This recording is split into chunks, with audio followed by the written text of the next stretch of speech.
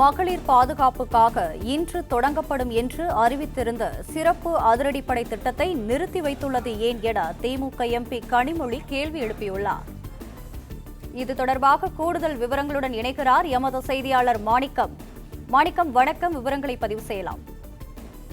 திமுக துணை பொதுச் செயலாளர் தூத்துக்குடி நாடாளுமன்ற உறுப்பினர் கனிமொழி கருணாநிதி ஒரு சமூக வலைதள பதிவு வெளியிட்டிருக்கார். அந்த பதிவுல தமிழ்நாட்டில் சட்டம் ஒழுங்கு பிரச்சனை மற்றும் சட்டம் ஒழுங்குக்காக தமிழக அரசு அறிவித்திருந்த சிறப்பு அதிரடிப்படை திட்டத்துடைய தொடக்க விழா ரத்து உள்ளிட்டவையில கேள்வி எழுப்பி அவர் ஒரு சமூக வலைதள பதிவு வெளியிட்டிருக்கிறார்.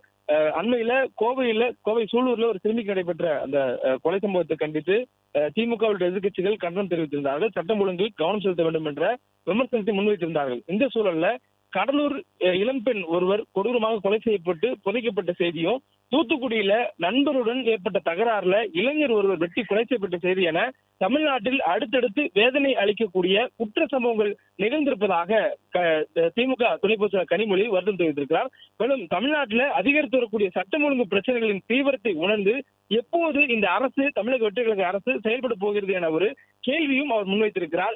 மகளிர் பாதுகாப்புக்காக இன்று தொடங்கப்படும் என அறிவித்திருந்த சிறப்பு அதிரடிப்படை திட்டத்தையும் நிறுத்தி வைத்துள்ளது ஏன் என கேள்வி எழுப்பியிருக்கக்கூடிய கனிமொழி அவர்கள் தொடரும் இந்த குற்ற சம்பவங்களை தடுக்க இந்த தமிழக வெற்றி கழக அரசு என்ன செய்ய போகிறது என்ற கேள்வியும் விமர்சனத்தையும் தமிழக வெற்றி கழகத்தினுடைய தலைவர் முதலமைச்சர் விஜய் நோக்கி முன்வைப்பதாக அவருடைய பதிவு இடம்பெற்றிருக்கிறது.